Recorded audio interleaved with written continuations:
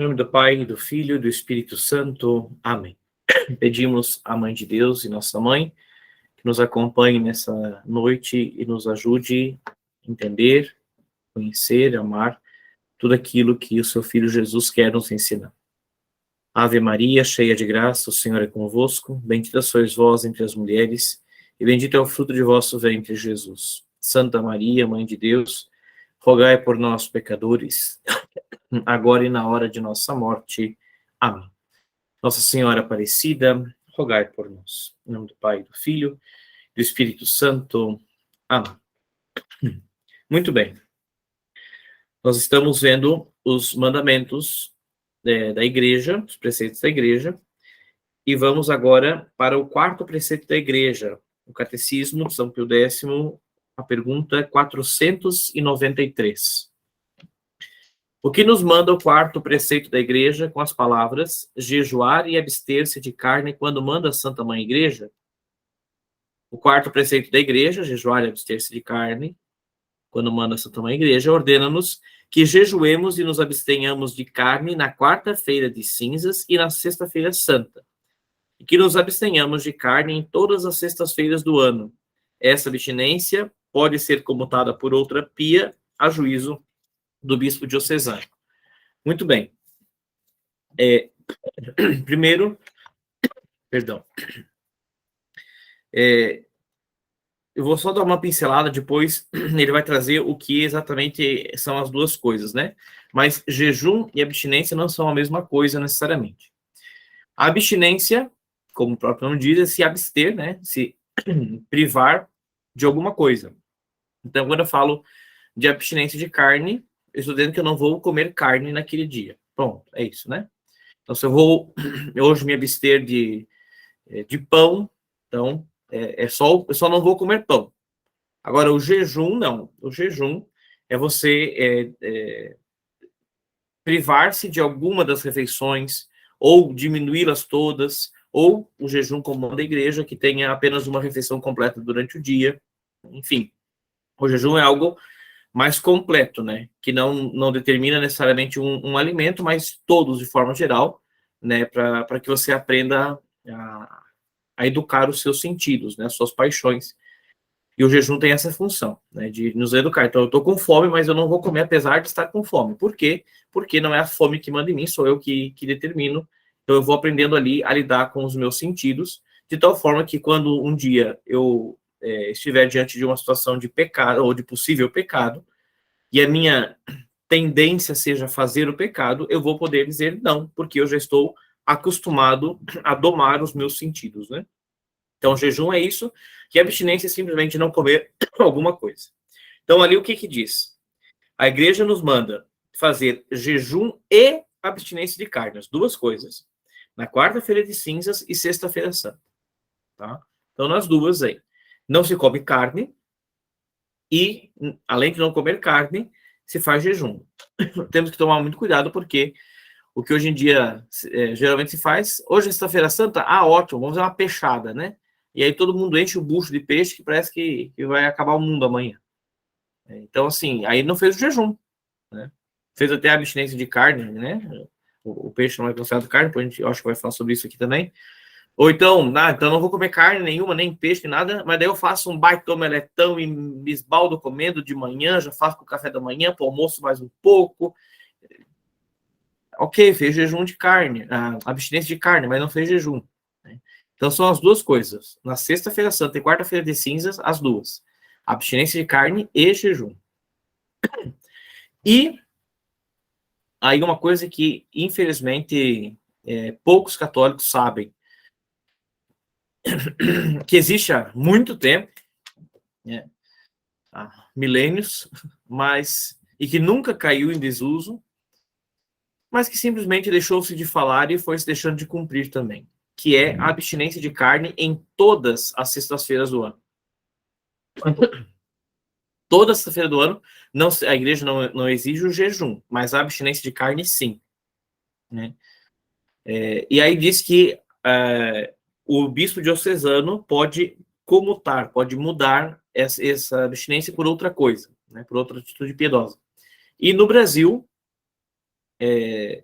dada autorização por Roma, a Conferência Nacional dos Bispos do Brasil, a CNBB, então determinou que, por conta de muitas regiões do Brasil a carne ser um item essencial na alimentação, que se pode, no Brasil, trocar a abstinência de carne por alguma outra abstinência, ou por uma obra de piedade, ou por uma obra de misericórdia.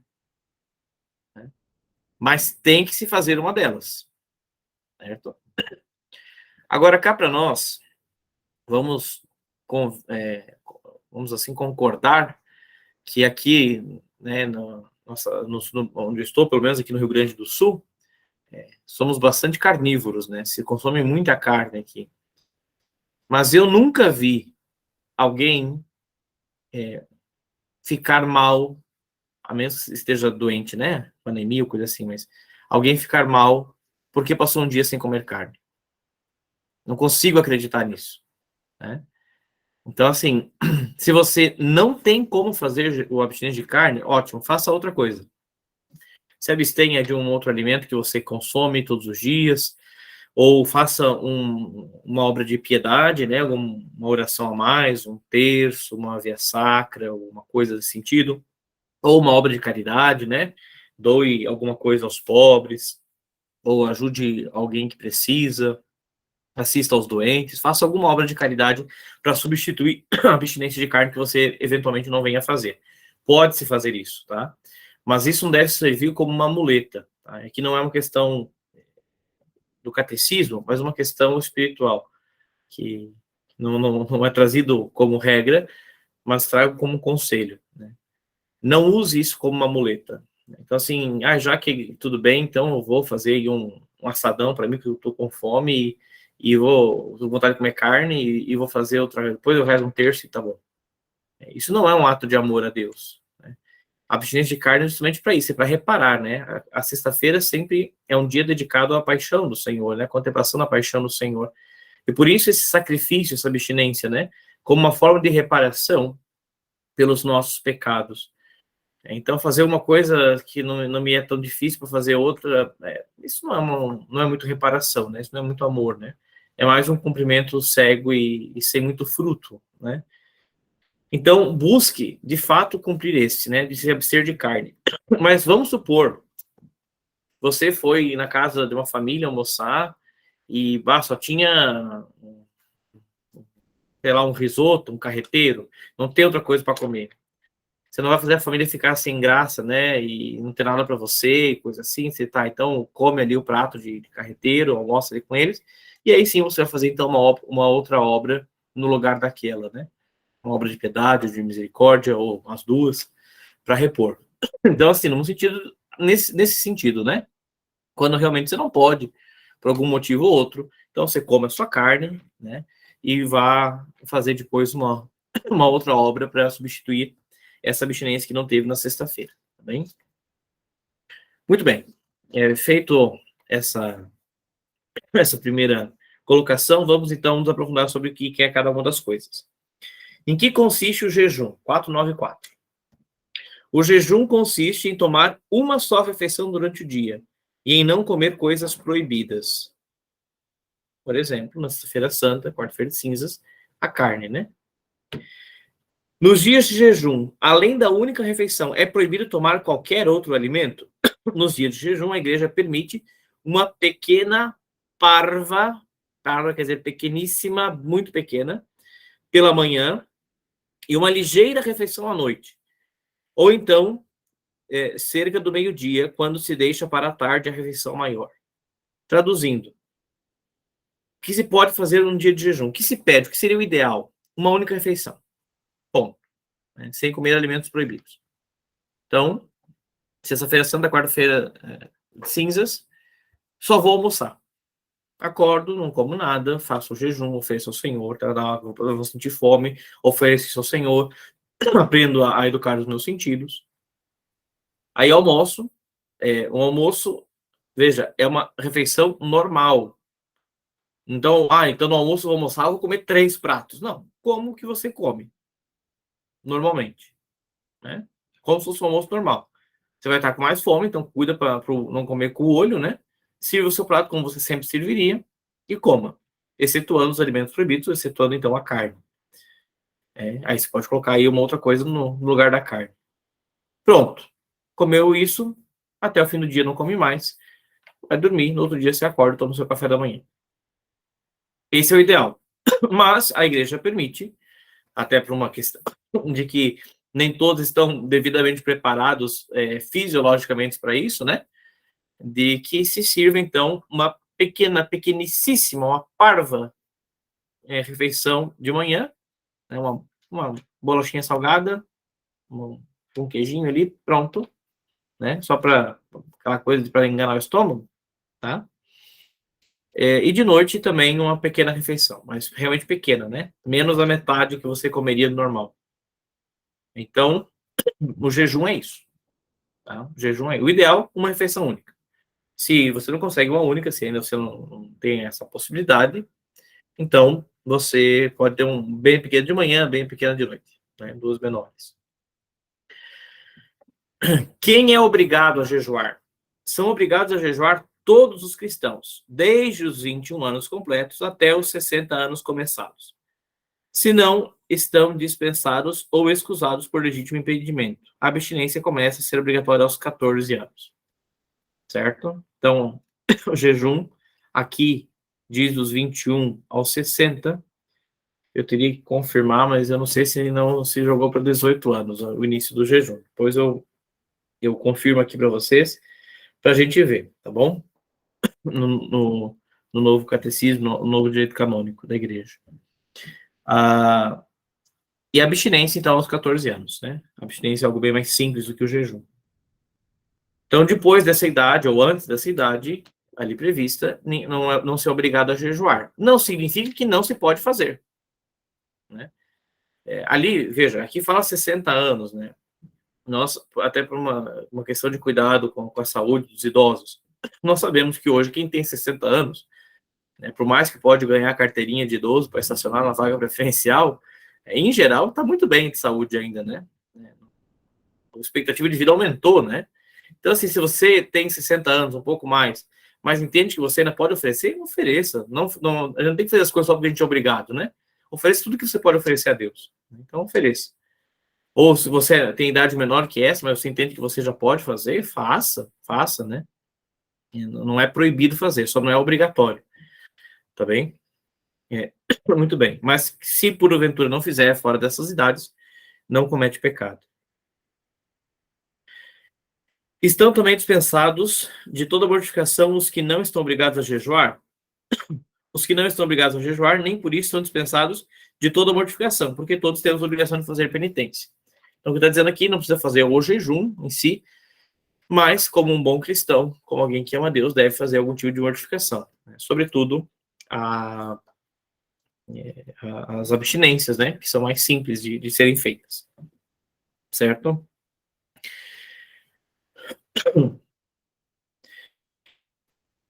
E também aqui ele não comenta, né? Mas claro, pessoas que estão doentes, né? Adoentadas, que precisam se alimentar, é óbvio que são dispensados o jejum, né? Mesmo que seja na idade, né? Pessoa que tem uma prescrição médica, sobretudo de alimentação, de tomar tais refeições, tais horários, é óbvio que deve fazê-lo, né? Inclusive da carne, se for obrigatório, se for necessário, por uma questão médica, tá? Isso não significa que essa pessoa que também não se queira fazer esse esforço, pode, mas obviamente que não está obrigado, né? Para não cairá em pecado se não fizer. 499. Para que fim foi instituída a quaresma? A quaresma foi instituída a fim de imitarmos, de algum modo, o rigoroso jejum de 40 dias que Jesus observou no deserto, e a fim de nos prepararmos, por meio da penitência, para celebrar santamente a festa da Páscoa. Então, veja, aqui está falando da quaresma, por quê? Porque se prevê no tempo da quaresma um tempo de jejum, né? Se faça um jejum mais contínuo, né, durante esses 40 dias. É claro que você não vai fazer o rigoroso jejum de Nosso Senhor Jesus Cristo, né? Mas vai jejuar de alguma forma, com alguma coisa, fazer alguma abstinência aí no meio, né? Qual o fim do jejum do advento? Apesar de, hoje em dia, não ser mais obrigatório, mas a igreja também recomenda espiritualmente esse jejum, né? O jejum do advento foi instituído para nos dispor a celebrar santamente a festa do Natal. Muito bem, então agora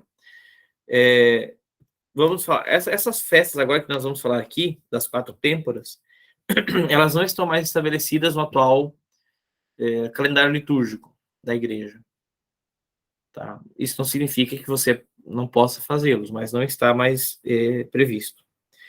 O jejum das 4 têmporas foi instituído para consagrar cada uma das 4 estações do ano com a penitência de alguns dias, para pedir a Deus a conservação dos frutos da terra, para lhe dar graça pelos frutos já concedidos e para lhe pedir que dê à sua igreja santos ministros, que são ordenados nos sábados das 4 têmporas. Como disse, isso aqui foi escrito em 1500, né? Era outro calendário litúrgico que se seguia, né? Tinha essa festa, mas hoje em dia não se tem mais no calendário atual. No calendário gregoriano ainda existe. 502. Para que foi instituído o jejum das vigílias? Para nos prepararmos para celebrar santamente as festas principais. Também esse jejum, né? Não se tem mais a obrigação. O que nos proíbe a Santa Igreja nos dias de jejum e abstinência? Então vamos lá. Quando a pessoa não está legitimamente dispensada, deve, no dia de jejum e abstinência, tomar uma só refeição plena, podendo fazer outras 2 pequenas, ou pela manhã, uma pela manhã e outra pela tarde, que evite grande dano, como, por exemplo, uma forte dor de cabeça. Nos dias de abstinência, proíbe o uso da carne e do caldo de carne. Certo? Acho que é bem claro, já tinha falado sobre isso, né? 504. Por que a igreja quer que nos abstenhamos de comer carne nas sextas-feiras? A fim de que façamos penitência todas as semanas, e sobretudo nas sextas-feiras, em honra da paixão de Jesus Cristo. Bem, também já tínhamos falado sobre isso, né? Mas fica aqui reforçado, então, essa abstinência das sextas-feiras. Então, o quarto preceito da igreja, jejuar a abster-se de carne quando manda a Santa Igreja, de forma geral, a igreja nos manda jejuar na quarta-feira de cinzas e sexta-feira santa. Nesses 2 dias também abstinência de carne. E abstinência de carne em todas as sextas-feiras do ano.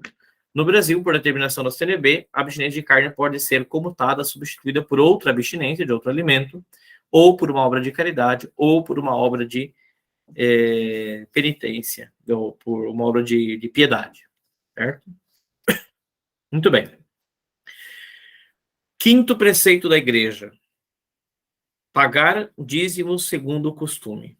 Observa-se esse quinto preceito, pagando aquelas ofertas ou contribuições que foram estabelecidas para reconhecer o supremo domínio que Deus tem sobre todas as coisas e para sustentar os ministros do altar. Vejam, o dízimo, ele não é uma questão jurídica da igreja. O dízimo não é uma questão simplesmente econômica da igreja. O dízimo é uma questão de fé. O dízimo faz parte da nossa fé. Né? Assim como é absurdo alguém dizer assim, eu sou católico, mas eu não vou à missa todos os domingos. É absurdo. Porque você está negando a parte da fé. Eu sou católico, mas eu não acredito na virgindade de Nossa Senhora. É absurdo. Porque isso faz parte da fé. Então, como que é católico se não faz isso? Eu sou católico e não dou o meu dízimo. É absurdo. Porque, sim, de forma prática, o valor do dízimo vai servir para que a paróquia pague as suas contas, para que o padre receba o seu sustento, para que se possa ter acesso às obras, né, a estrutura física de uma paróquia, ali a igreja, salas de catequese, salas de formação, salão de confraternização, seja lá o que for. Pagar luz, pagar água, pagar a vela do altar, pagar as hostias, o vinho, pagar para a missa, pagar as alfaias, tudo isso. Ok, na prática ele vai ser usado para isso. Mas quando ele sai de mim, além de que eu queira ajudar a igreja a se sustentar, a manter as obras de evangelização, além de pagar toda essa estrutura que existe, também a paróquia tenha condições de proporcionar formação aos seus fiéis, proporcionar momentos de adoração, de retiro, de intimidade com Deus. Além de eu querer ajudar isso, o dízimo é um reconhecimento daquilo que Deus me deu e que eu vou devolver um pouquinho do que me é possível aqui. Ou até mesmo aquilo que eu não conseguiria devolver, mas que eu vou devolver por gratidão ao tudo que eu recebi. O dízimo não é uma taxa de um clube. E isso eu sinto com muita dor no meu coração em muitas paróquias que eu conheço. Que as pessoas pagam o dízimo como se estivesse pagando a mensalidade de um clube. Né? Porque chega na secretaria paroquial e exige uma coisa absurda, aí o padre tenta explicar, não, olha, assim, não é assim, a nossa fé nos diz isso, aquilo. Mas eu pago o dízimo, como é que eu não vou ter isso ou isso, aquilo? Quer dizer, eu pago a minha mensalidade, por que eu não tenho direito de fazer o que eu quero? Né? Então eu pago o dízimo para o padre me enterrar quando eu morrer. Eu pago o dízimo para o padre lá abençoar minha casa. Eu pago... Não! O dízimo não tem ligação direta nenhuma com nada que você vai receber. Você está devolvendo. Você não está comprando um serviço. A igreja não é um comércio. A igreja é o meio de salvação, é o sacramento de salvação de nosso Senhor Jesus Cristo. Então você está devolvendo para que a evangelização possa continuar e ponto. E claro que você vai ser beneficiado com essa evangelização, é óbvio. O fato de ter um padre aí na sua paróquia que vai poder ouvir a confissão, que vai lhe dar a Eucaristia, que vai lhe dar a unção dos enfermos quando necessário, que se for necessário vai levar a comunhão à sua casa, que vai lhe dar formação, que vai lhe dar catequese. É claro que vai ser beneficiado de alguma forma disso tudo, mas você não está pagando para receber um benefício. Você está pagando para devolver para Deus um pouco, muito pouco, do tudo que Ele te dá. Ainda bem que se fala só em questão monetária, né? Mas pense bem, Deus não te deu só dinheiro. Deus não te deu só casa para morar. Deus te deu o tempo. As 24 horas do seu dia são de Deus. Então, vamos fazer aqui um cálculozinho bem rápido aqui. Né? O dia tem 24 horas. São 30 dias no mês, mais ou menos, né? 720 horas. Se você desse o dízimo, seguindo a etimologia da palavra, 10% do seu tempo, você deveria dar, no mínimo, 7 horas e meia da sua semana para Deus, para a igreja. No mínimo, em serviço para a igreja. Não estou falando da sua oração pessoal, não estou falando nada disso. Estou falando de servir a sua paróquia. Por semana. É o dízimo. Mas a igreja nunca exigiu isso. Agora, é justo que você se ofereça para fazer alguma coisa para a sua paróquia também, a menos que você realmente não tenha condições, né? Uma mãe de família que tem aí 6 filhos para criar e tem um pouco mais limitada e a igreja compreende e ama isso e quer estar ajudando ela a fazer a cumprir a sua missão de mãe. Mas se você tem possibilidade, você tem que abrir mão um pouquinho de alguma coisa, vai ganhar um pouquinho menos, mas para poder servir a sua paróquia, por que não? Isso também é dízimo. Por mais que não se exija, não se cobre isso, né? Então, assim, é muito triste quando uma paróquia tem que ficar suplicando aos seus fiéis, por favor, paguem o dízimo, como se isso fosse, né, uma obrigação do padre ou do conselho econômico da paróquia ficar correndo atrás desesperado de dinheiro. Uma comunidade de fé sustenta sua igreja plenamente. E nem precisa dar 10% do salário. Né? Aqui na paróquia onde eu estou, a gente tem uma experiência de colocar um valor mínimo para o dízimo. É triste, né, ter que colocar isso, porque significa que pessoas pagavam muito menos do que isso, né? O valor mínimo do dízimo aqui é um pouco mais de 2% do salário mínimo atual. 2% do salário mínimo. nós sabemos que a maioria das pessoas ganha muito mais do que o salário mínimo. 2, não 10, 2%. E nem assim. Isso não é aqui. Isso tem ocorrido em todas as nossas paróquias. Por quê? Porque as pessoas não assumem isso como parte da sua fé. Ou pior ainda, as pessoas não têm mais fé.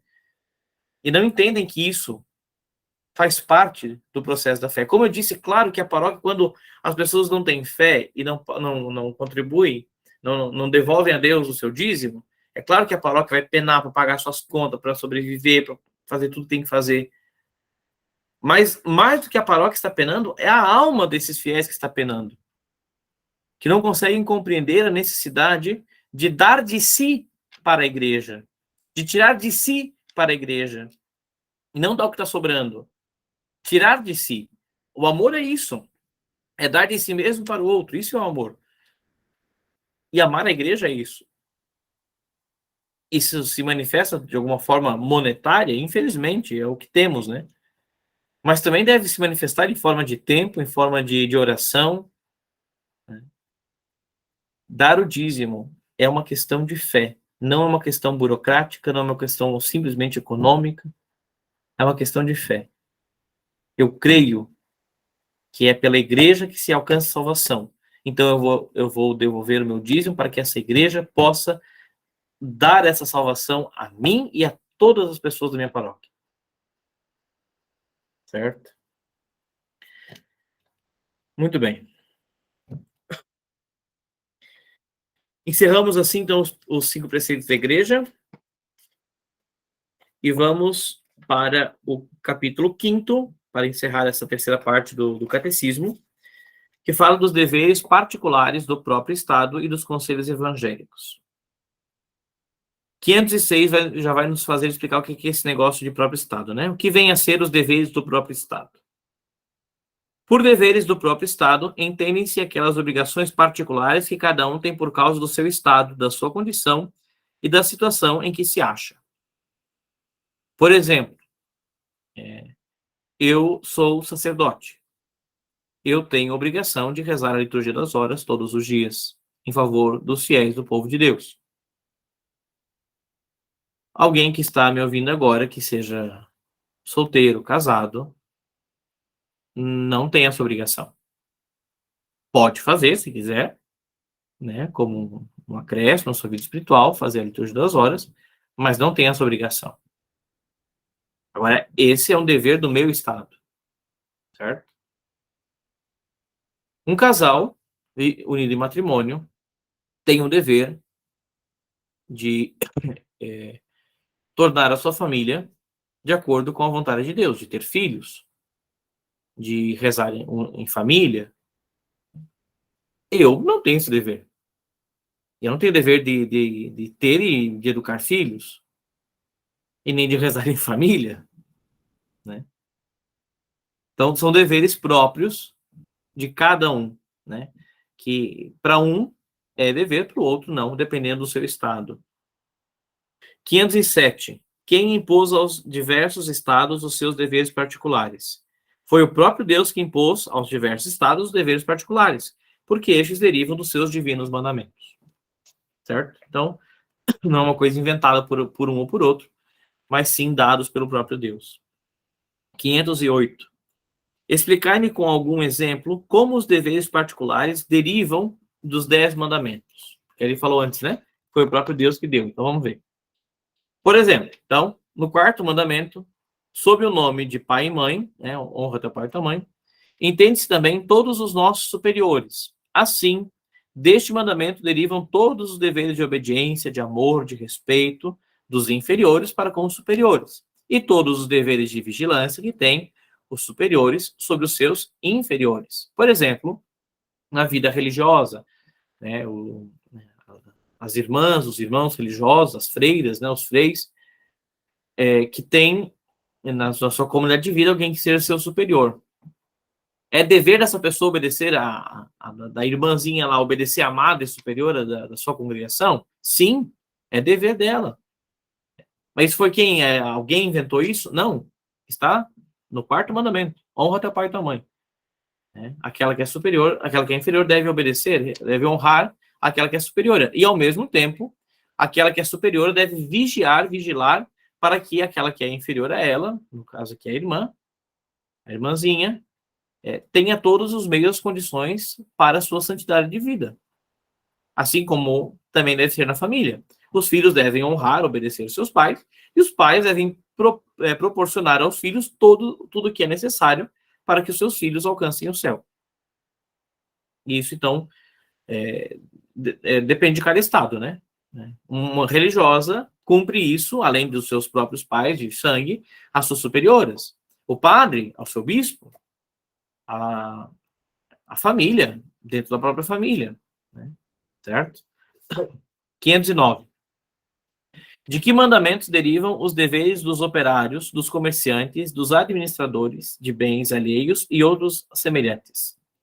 Os deveres de fidelidade, de sinceridade, de justiça, de equidade que eles têm derivam do 7º, do 8º e do 10º mandamentos, que proíbem toda e qualquer fraude, injustiça, negligência e duplicidade.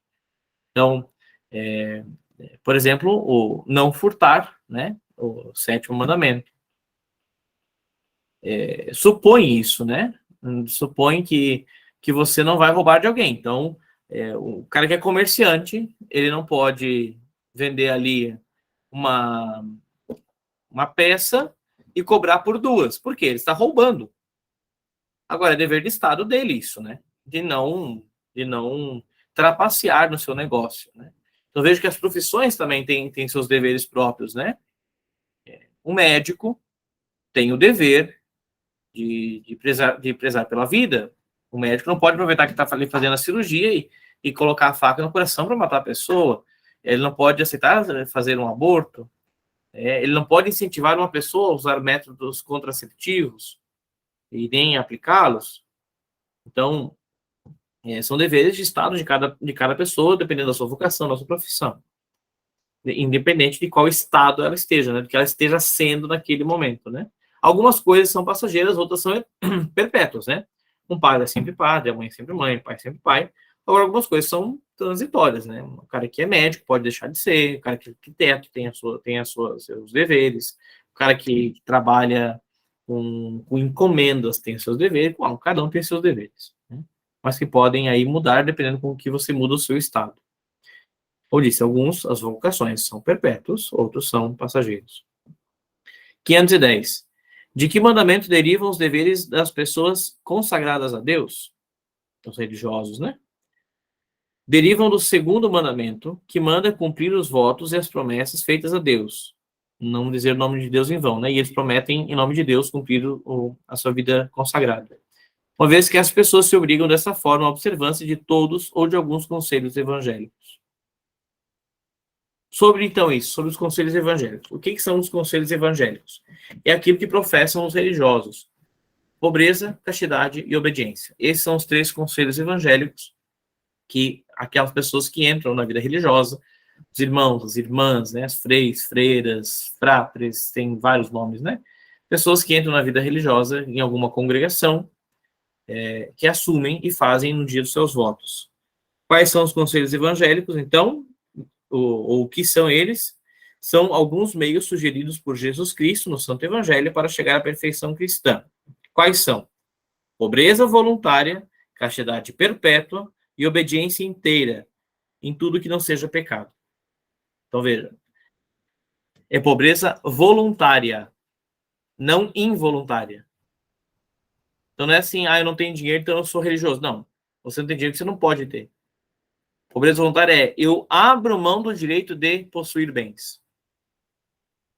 Eu escolho ser pobre. Certo? Pobreza voluntária, por vontade minha, eu escolho isso. Castidade perpétua, para sempre. Castidade para sempre. E aqui se entenda celibato, né, também. Muito bem. Perpétuo, para sempre. Todos têm que, em algum momento da sua vida, ser castos. Todos devem ser castos. Até mesmo um casal. Em algum momento vão ter que ser castos. Mas no caso dos religiosos é para sempre, é perpétuo. E obediência inteira. Obedecer em tudo aquilo que for lhe pedido pela igreja, pelos seus superiores, por aqueles que estão acima dele, né? Inteira, em tudo, sem questionamento, ou seja, aquilo se abre mão da própria vontade. Aí uma observação, né? Obediência inteira em tudo que não seja pecado. Então, se um dia a madre superiora mandar a irmãzinha faltar à missa dominical, ela não deve obedecer à madre, porque a madre está mandando ela cometer um pecado. Se um dia o bispo chegar pro frei e falar assim, ó, vai lá e mata o fulano, o frei não deve obedecer o bispo, porque ele está mandando um pecado. Então, excetuando ordens absurdas que seriam pecados, tudo deve ter obediência. Esses são os 3 conselhos evangélicos que Jesus aconselha para aqueles que querem ser perfeitos. Jovem rico, Senhor, o que faço para ser perfeito? Diz Jesus, cumpre os mandamentos. Mas, Senhor, eu já tenho feito isso desde a minha juventude. Então, já que já cumpre os mandamentos, ou seja, já que você não tem nenhum pecado mortal, não está desrespeitando nenhum dos mandamentos, vai, vende todos os teus bens, dá aos pobres, depois vem e segue-me. Pobreza voluntária. Alguns se fazem eunucos por causa do reino dos céus. Nem todos compreenderão, mas esses receberão a sua recompensa. Castidade perpétua.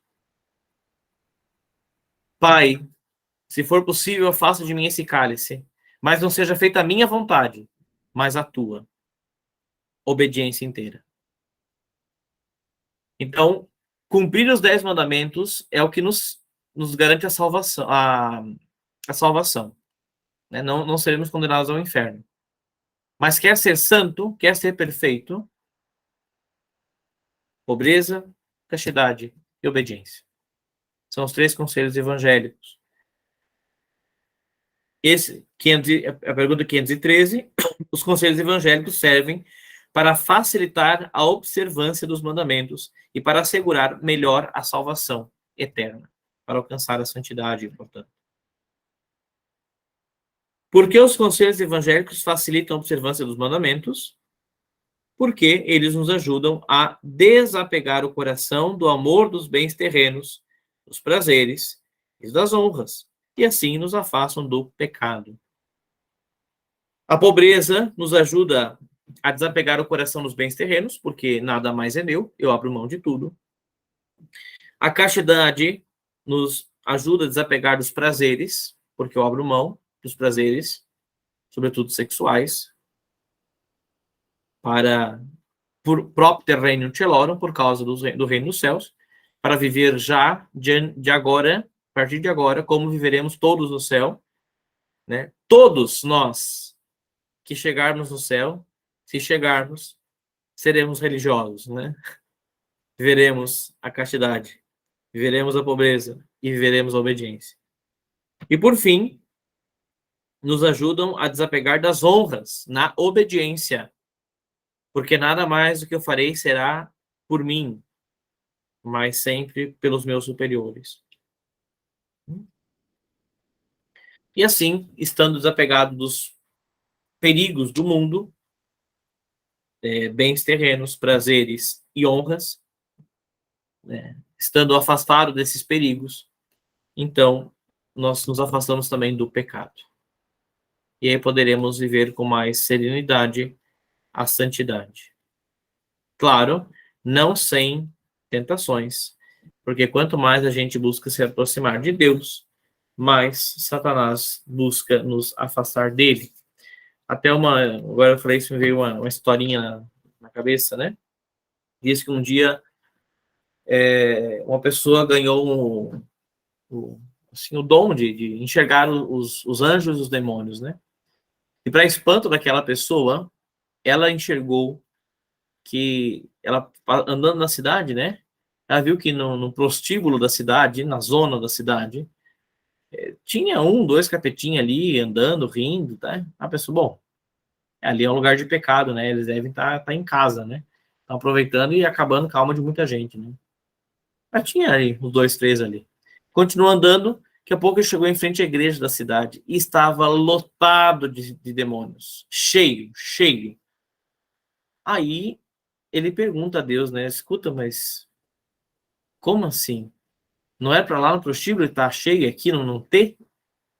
Aí foi que Deus então lhe explica, né? Se é lá, aqueles que estão lá já são dele, de Satanás. Já escolheram por ele. Os que estão aqui estão buscando me amar, e Satanás me odeia. E odeia vocês, e quer vê-los longe de mim. Portanto, o trabalho maior dele é com aqueles que estão próximos de mim. O trabalho maior de Satanás é com aqueles que buscam a Deus. Portanto, se queres ser fiel, se queres ser perfeito, se queres ser santo, toma a tua cruz e me siga. Cruz! Toma a tua cruz. Saiba que vai sofrer. Saiba que terás tentações. Saiba que terás muitos empecilhos. Mas não tenhas medo. Não tenhas medo. Porque eu venci o mundo de Jesus. A vitória já é certa. Basta que caminhemos na trincheira junto com o Senhor, que aguentemos o peso da guerra, para que um dia possamos celebrar a vitória da cruz na eternidade do céu. Muito bem, pessoal, encerramos hoje por aqui, pedindo que Maria Santíssima nos ajude a amar cada vez mais a Igreja e a cumprir sempre mais os conselhos que o Senhor nos dá no Santo Evangelho. Glória ao Pai, ao Filho e ao Espírito Santo, como era no princípio, agora e sempre. Amém. O Senhor esteja convosco e Ele está no meio de nós. Por intercessão da Sagrada Família de Nazaré e dos nossos santos anjos da guarda, abençoe-vos Deus Todo-Poderoso, Pai, Filho e Espírito Santo. Amém. Boa noite a todos, Deus abençoe.